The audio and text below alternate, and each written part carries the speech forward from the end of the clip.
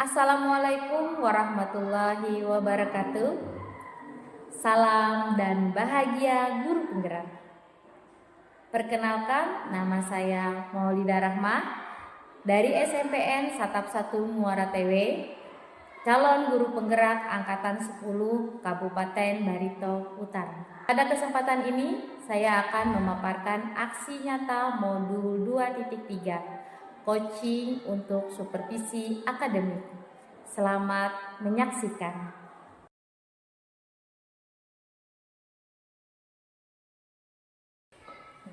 Assalamualaikum warahmatullahi wabarakatuh. Selamat pagi, salam sejahtera untuk kita semua. Perkenalkan, nama saya Maulida Rahma dari SMPN Satap 1 Muara TW, calon guru penggerak angkatan 10 Kabupaten Barito Utara. Pada kesempatan ini saya tidak sendirian, saya ditemani oleh Ibu Nopi Sugiansari selaku mata pelajaran Pendidikan Agama Islam yang nantinya akan saya lakukan observasi di dalam kelas pada saat Ibu melaksanakan proses pembelajaran. Selamat pagi Ibu Nopi. Selamat pagi Ibu. Bagaimana kabarnya hari ini Bu? Alhamdulillah baik Ibu. Alhamdulillah baik ya. Pada kesempatan ini Bu, saya ingin menyampaikan kepada Ibu bahwasanya terkait pelaksanaan supervisi akademik ini Bu ya. Di sini saya sebagai pengamat atau observer yang nantinya akan menilai proses pembelajaran Ibu di dalam kelas. Ada 3 tahapan dalam pelaksanaan supervisi akademik ini. Yang pertama itu ada tahapan pra observasi, di mana di sana nanti tujuannya itu untuk mempersiapkan diri Ibu untuk bisa lebih percaya diri melaksanakan proses pembelajaran dalam kelas. Kedua, ada observasi.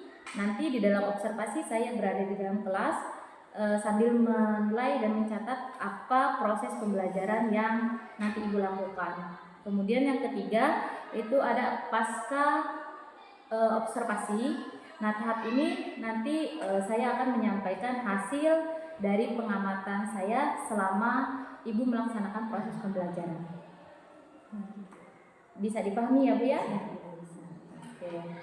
Sebelum pelaksanaan observasi ini dilakukan, ada beberapa hal yang ingin saya tanyakan Bu, terutama yang berkaitan dengan apa yang nanti akan Ibu lakukan di dalam kelas.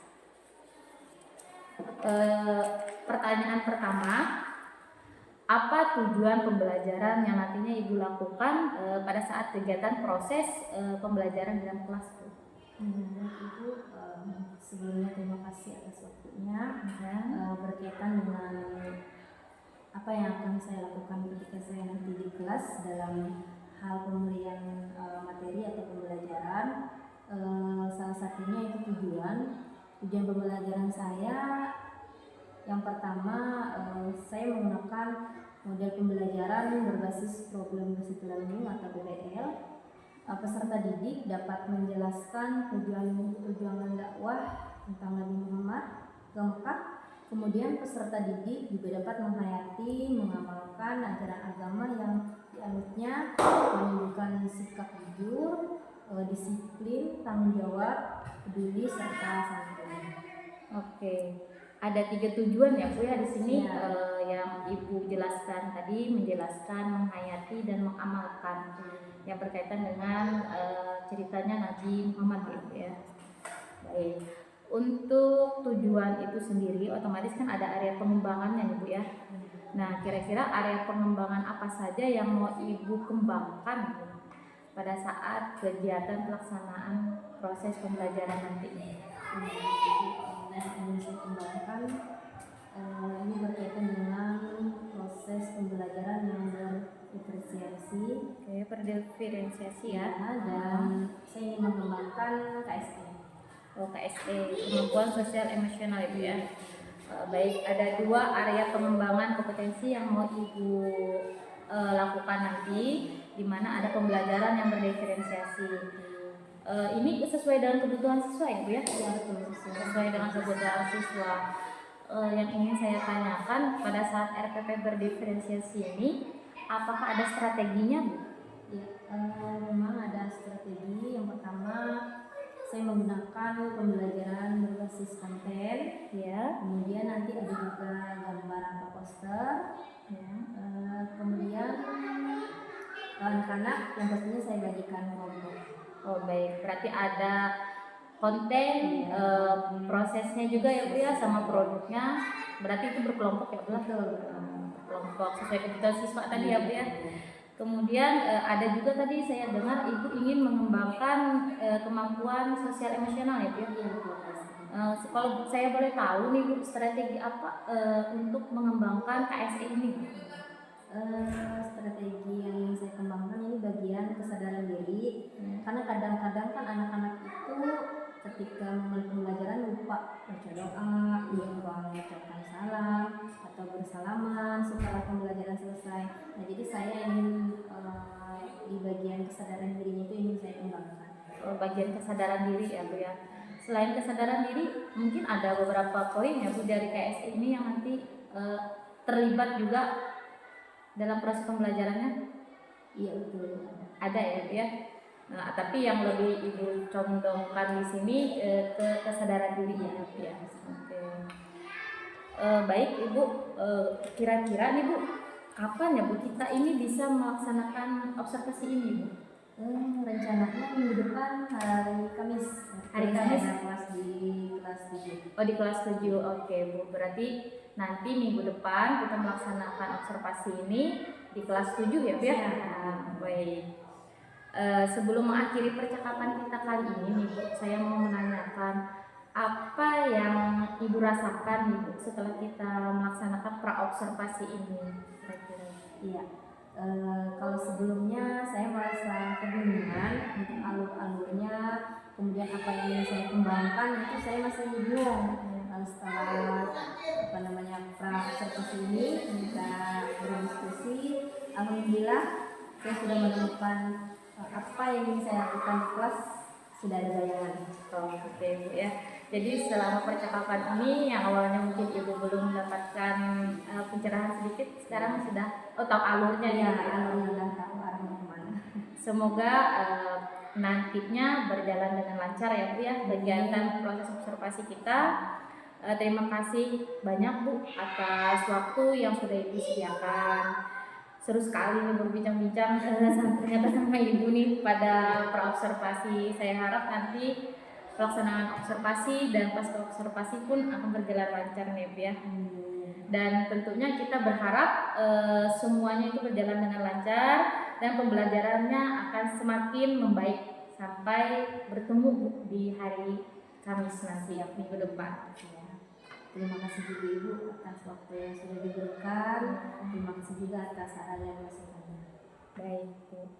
Assalamualaikum warahmatullahi wabarakatuh. Waalaikumsalam warahmatullahi wabarakatuh. Assalamualaikum warahmatullahi wabarakatuh. Kembali lagi bersama saya Maulida Rahma, calon guru penggerak angkatan 10 Kabupaten Barito Utara dari SMP Satap 1 Moratin. Di sini saya tidak sendirian. Kembali lagi saya bersama Ibu Novi Sudiansari yang nantinya akan melakukan observasi di dalam kelas. Sudah siap ya Bu ya? Siap Bu. Siap Bu. Oke Bu. Oke, kalau begitu kita langsung saja Bu ya melakukan observasi.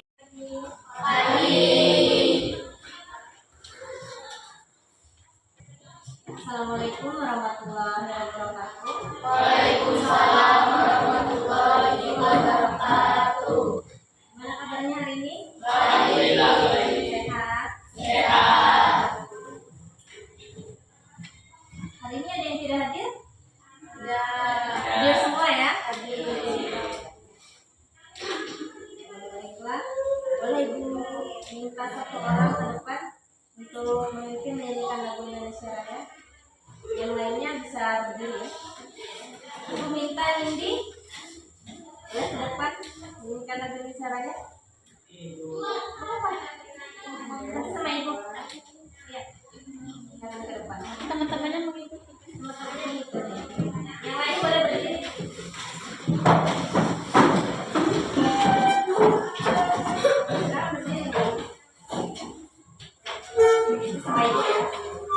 Teman-teman, kita mulai pembelajaran setelah kita menyanyikan lagu Indonesia Raya.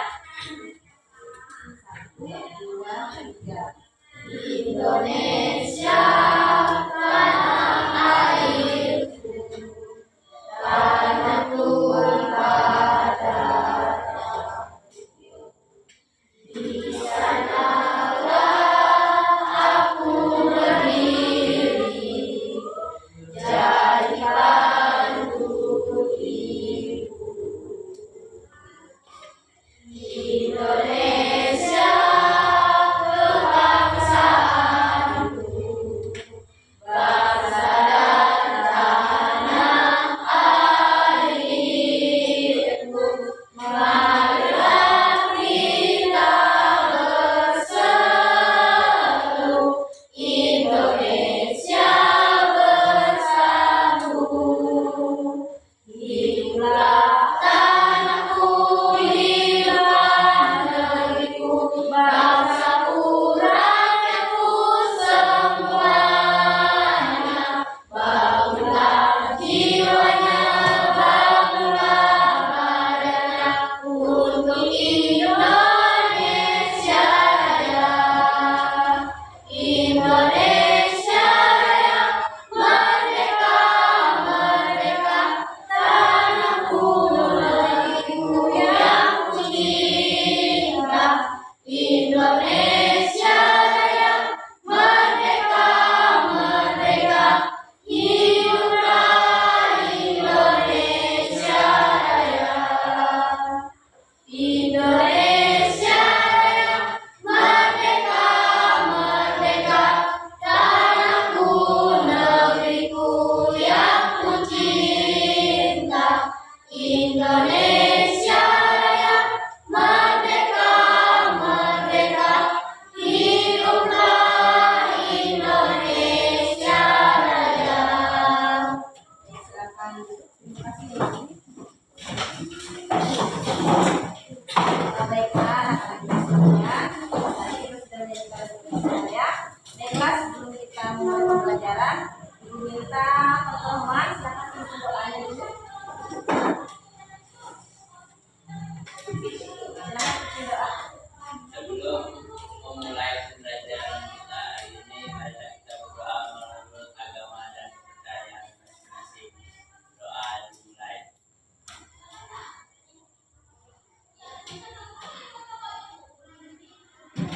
Doa bersari. Mungkin anak-anak ibu minggu kemarin kita sudah menyepakati kesepakatan kelas ya. Kira-kira kesepakatan kita kemarin masih relevan ya? Berarti minggu ini tidak ada perubahan ya. Masih ingat kan kesepakatan kelas kita tidak boleh berbicara ketika guru sedang menjelaskan. Kalau keluar harus minta izin. Kompetensi dasar pada pembelajaran pada hari ini. Yang pertama, menghayati perjuangan Nabi Muhammad, kemudian meneladani perjuangan Nabi Muhammad. Ketiga, memahami sejarah tentang Nabi Muhammad. Dan tujuan pembelajaran kita pada hari ini yaitu peserta ini dapat menjelaskan perjuangan dakwah Nabi Muhammad di Mekah, serta peserta didik dapat menghayati dan mengamalkan ajaran agama yang dianut, menunjukkan sikap jujur, disiplin, tanggung jawab, peduli, santun, dan berpikir. Tema kita ini yaitu tentang sejarah dakwah Nabi Muhammad ketika di Mekah. Jadi ada dua, ada Mekah dengan Madinah. Kalau minggu kemarin kita sudah bahas tentang sejarah Nabi Muhammad perjuangannya ketika di Madinah. Minggu ini kita lanjut tentang perjuangan di Mekah. Sudah siap anak-anak?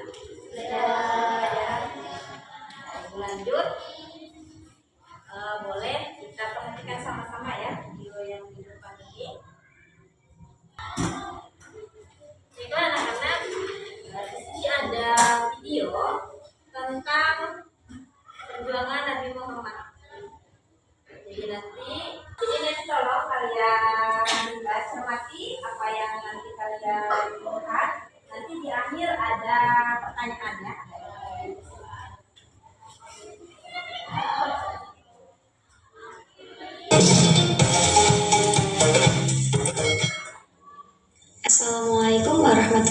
warahmatullahi wabarakatuh. Bagaimana kabarnya anak-anak?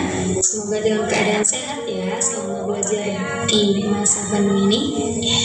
Oke, kali ini Bu Laila akan membahas tentang sejarah dakwah Rasulullah di kota Mekah. Sebelum lanjut, Bu Laila mau tanya nih, kalian tahu tidak apa sih yang membuat Rasulullah berhasil berdakwah di kota Mekah?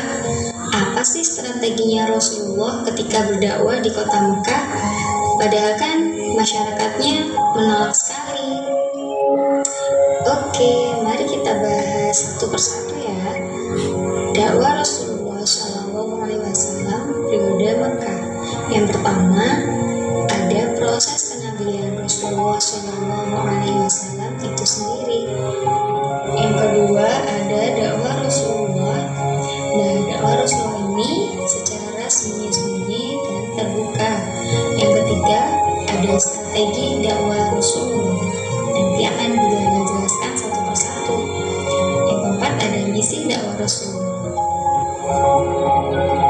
Nah, yang terakhir kita akan bersama-sama menelaah perjuangan Nabi Muhammad SAW ketika berdakwah di kota Mekah. Tapi sepertinya Bu Laila akan membahasnya di minggu depan ya. Proses kenabian Muhammad SAW. Ketika Rasulullah berusia 40 tahun, Rasulullah sering sekali pergi ke Gua Hira untuk merenungi kerusakan moral yang terjadi di masyarakat Mekah.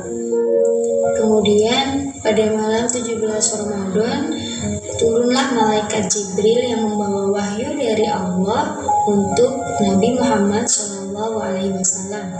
Wahyu tersebut berupa Quran Surat Al-Alaq ayat 1-6. Wahyu tersebut berbunyi, Bismillahirrahmanirrahim.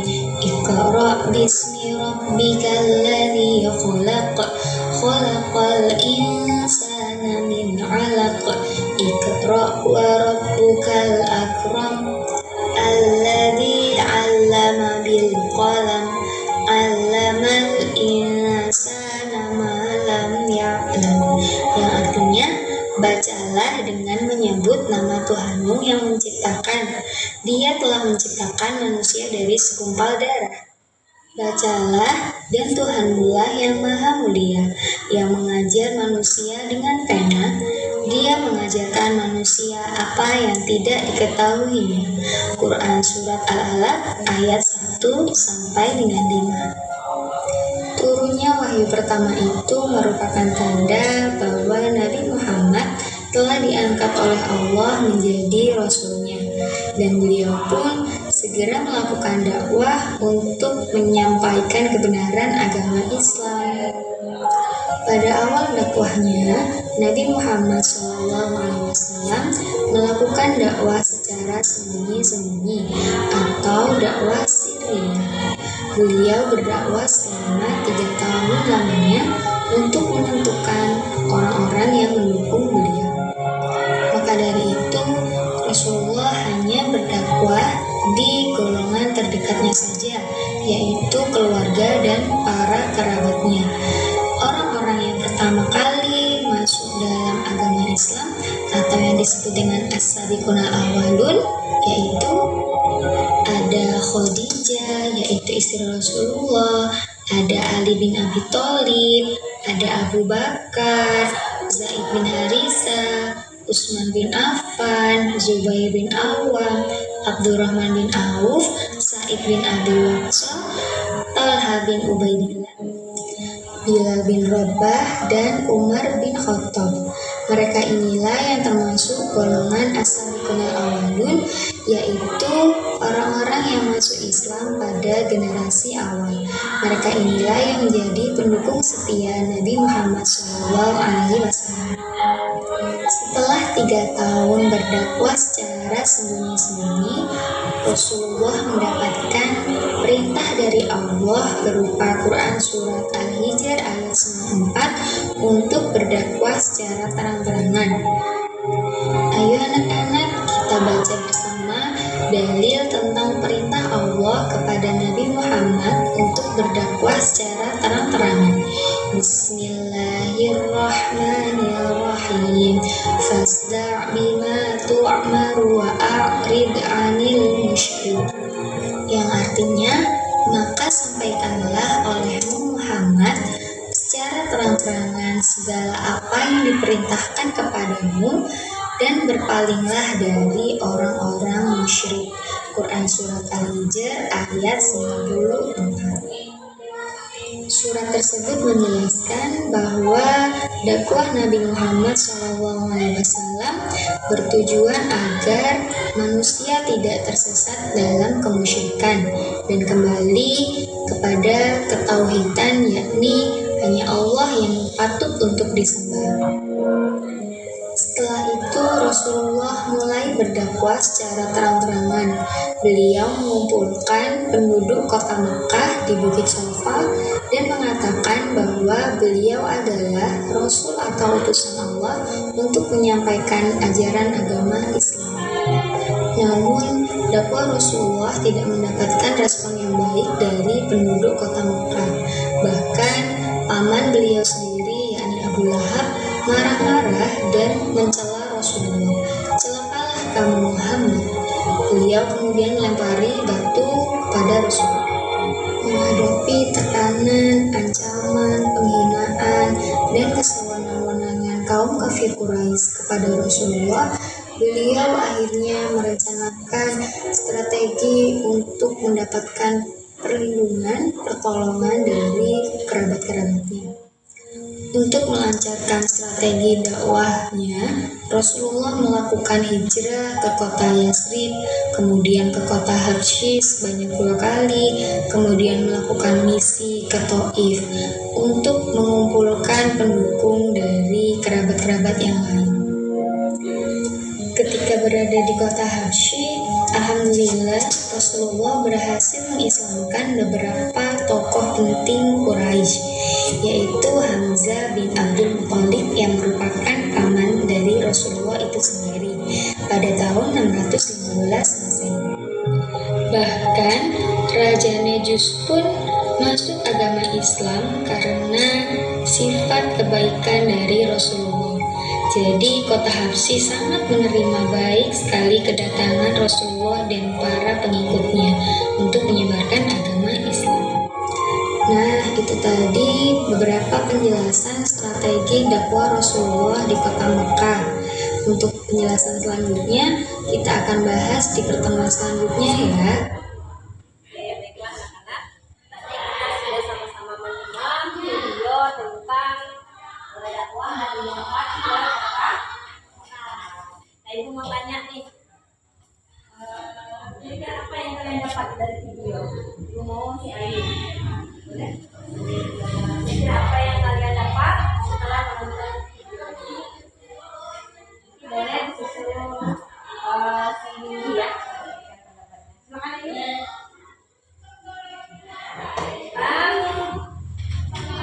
Nabi Muhammad, perjuangan Nabi Muhammad apa saja? Menggunakan strategi apa?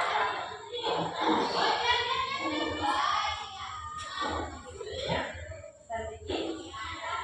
Beberapa strategi? Ini ada berapa strategi tadi?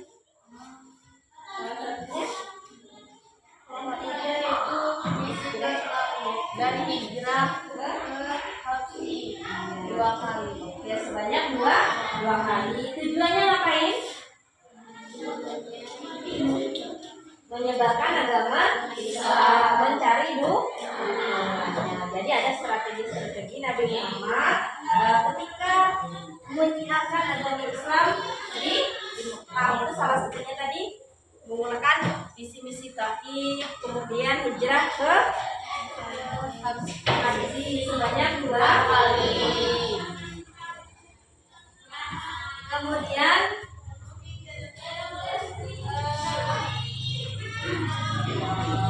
perjuangan Nabi dalam menyiarkan agama itu dilakukan sebanyak 2 kali ya. Yang pertama secara sembunyi-sembunyi, yang kedua secara terbuka atau terang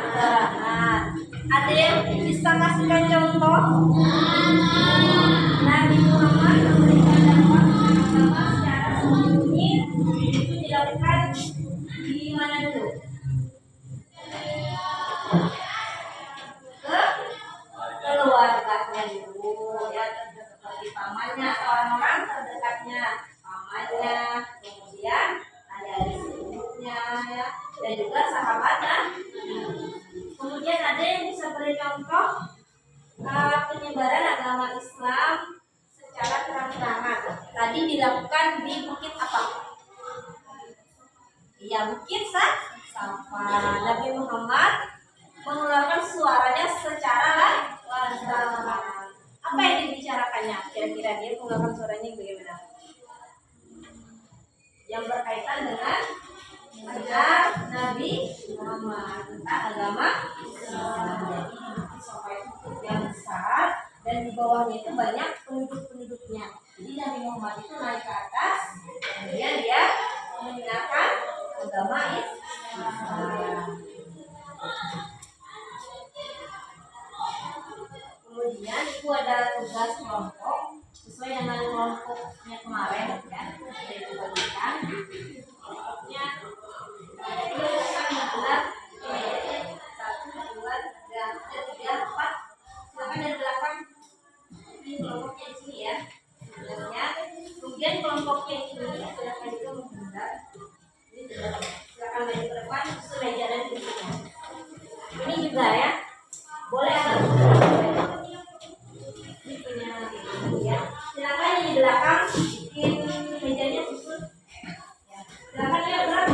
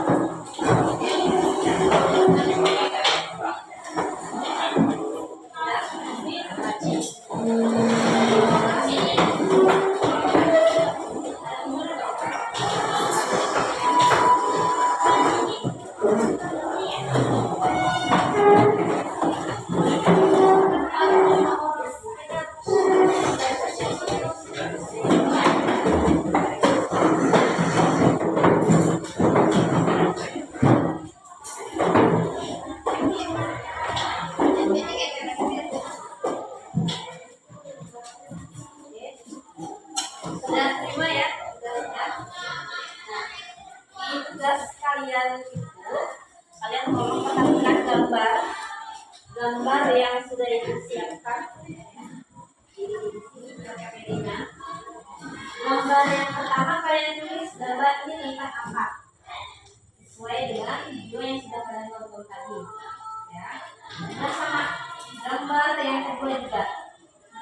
Gambar yang kedua tentang strategi.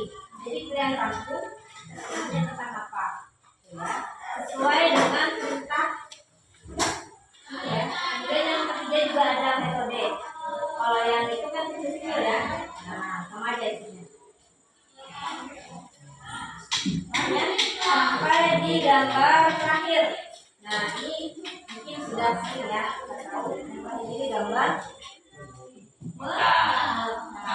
kira-kira Mekah Ka'bah itu tempat apa? Jadi kalian tulis ya, ini gambar Mekah ada Ka'bah, tempat orang Muslim melakukan apa? Ini, silakan disebutkan di kelompoknya ya. Itu ya, hanya satu aja, satu tulis nama di sini. Depan gambar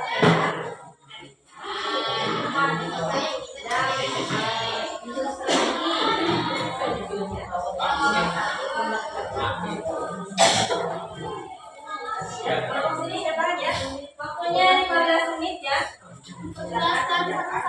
Ya, selesaikan yang gambar ini.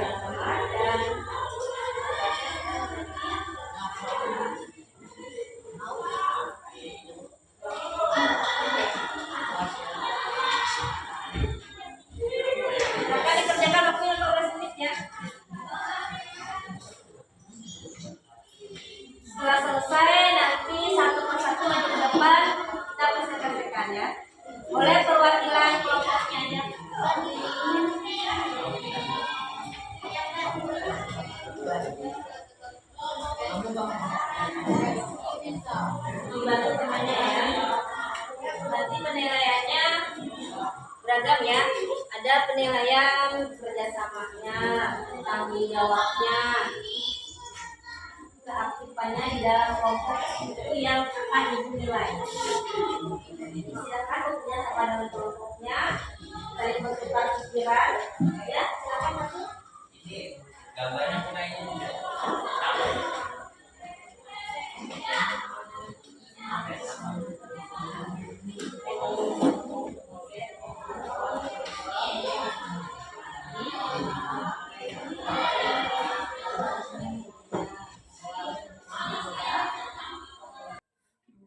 Assalamualaikum warahmatullahi wabarakatuh.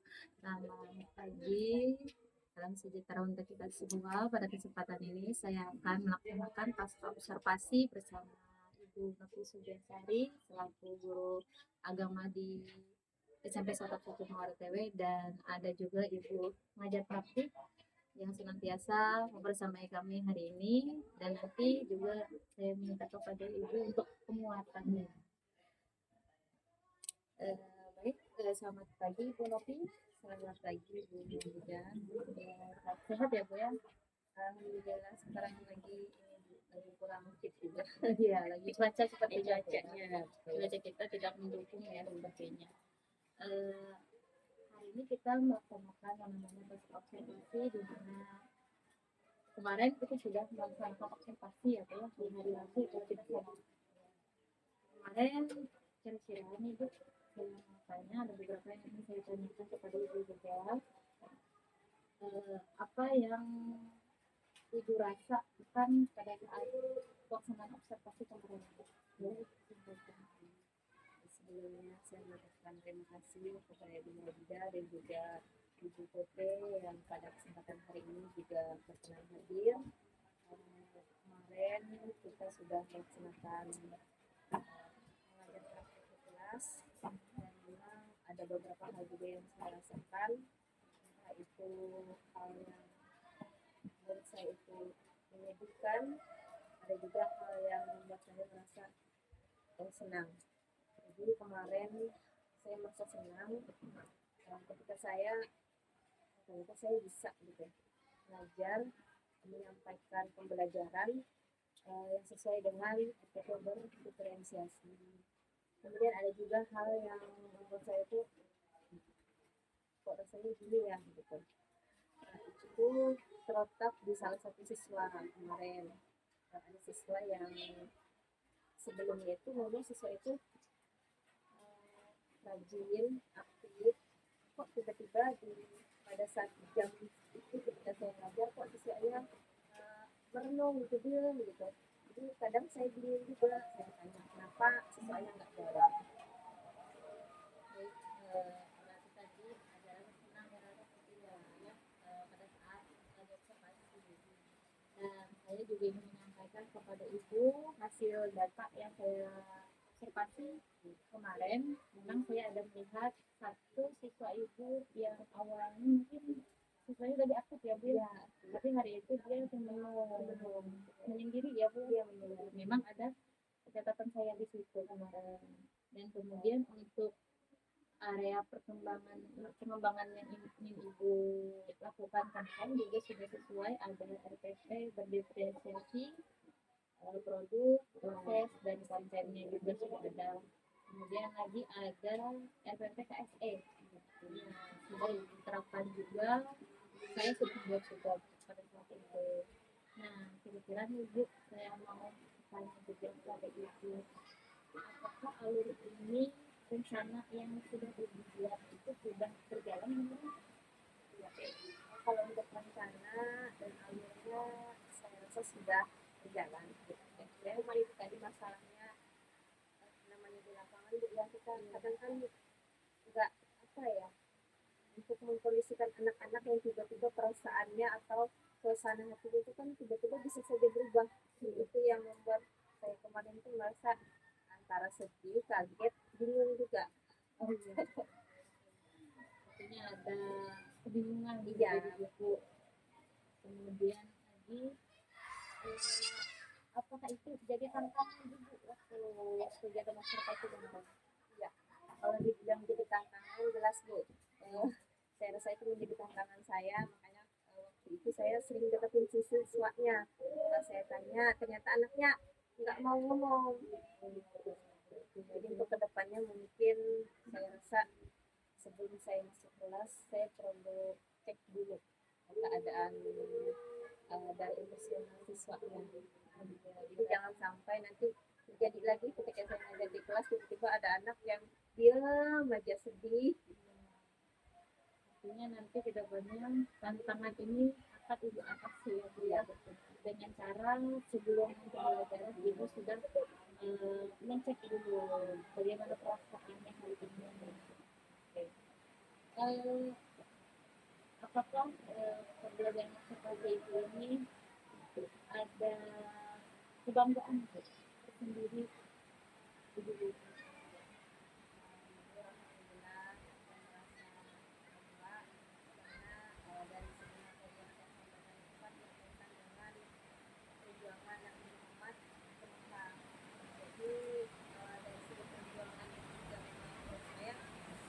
Saya harus bisa menyampaikan pikiran karena kebanyakan dari ibu tentang materi ini umum ya sebenarnya, tapi ini loh wajib disampaikan kepada guru. Mungkin itu saja yang bisa saya sampaikan. Terima kasih yang saya sampaikan juga kepada ibu. Mungkin nanti ditambahkan dengan dia. Terima kasih kesempatannya yang sudah diberikan kepada saya untuk ikut membersamai dengan presentasi dari kegiatan aplikasi seperti Sinergi ya bersama Ibu Maulida. Saya tidak bukan mesti saya tidak memperhatikan langsung pada saat kegiatan seperti itu, tapi yang saya tangkap dari pembicaraan tadi di sini Ibu Novi sudah berhasil mengatasi dirinya sendiri dan berkata bahwa saya bisa gitu ya, dan kalau bisa seperti Ibu Maulida tadi menyikapi berbagai tantangan dan kendala yang dihadapi saat pelaksanaan maupun perencanaan kegiatan seperti ini. Oke, jadi intinya seperti yang selalu digaungkan dalam kegiatan Guru Penggerak bahwa yang menjadi objek kita adalah siswa. Nah di sini dan juga menjadi momok nih selama ini dari CGP angkatan kami sampai sekarang masalah diferensiasi ini selalu menjadi pertanyaan dan momok yang sulit untuk dihadapi oleh para CGP dan juga mungkin guru-guru lain yang mendapat penugasan dari materi serupa. Tapi nyatanya bisa ya bisa teratasi dan harapannya ke depannya nanti akan terus bisa diimplementasikan dalam kegiatan. Kemudian apa yang nanti yang pentingnya itu yang bisa saya penguatkan di sini adalah terus berproses dengan slogan atau kata-kata aku bisa tadi. Jadi apapun kendala yang kita hadapi akan bisa kita tekan sedalam-dalamnya ke bawah sana hingga kita bisa terus maju dan berhasil berada di puncak dengan pencapaian yang sesuai ekspektasi tentunya begitu. Kemudian selalu kolaborasi, komunikasi, dan kerjasama menjadi poin terpenting dalam setiap proses kita dalam menjalani apa saja termasuk program pendidikan, karena banyak sekali peran serta orang lain. Jadi bukan hanya kepintaran dan kepandaian diri kita sendiri, tapi juga kerjasama dan masukan, arahan serta bimbingan dari orang lain lah yang membuat kita bisa menapak naik. Seperti itu. Jadi itu terus tekankan di diri kita bahwasanya selain kita sebagai makhluk sosial, kita juga adalah makhluk yang perlu mungkin salah satunya pengakuan, apresiasi, dan itu kan salah satu poin juga yang bisa membuat kita semakin termotivasi untuk maju kan. Bisa diakui seperti itu kan, setiap orang itu pasti butuh apresiasi, butuh ditemani, butuh dibersamai dan seperti itu. Contohnya hari ini tidak akan terjadi yang namanya pasca observasi kalau tidak ada yang membersamai kan. Oke, itu saja yang bisa saya sampaikan. Terus berproses menjadi lebih baik dengan bersama berkolaborasi dengan rekan-rekan sejawat, kepala sekolah, keluarga, peserta didik, dan juga siapa saja yang kiranya bisa membantu kita menjadi orang-orang yang akan menjadi terbaik. Assalamualaikum warahmatullahi wabarakatuh. Terima kasih banyak pada Ibu Lelia dan Ibu Nafi atas waktu pada atas partisipasi dari teman-teman. Demikian pemaparan modul 2.3 tentang coaching untuk supervisi akademik. Semoga video ini dapat menginspirasi. Sekian dan terima kasih. Akhir kata, semoga tergerak, lekas bergerak, mari saling menggerakkan. Assalamualaikum warahmatullahi wabarakatuh.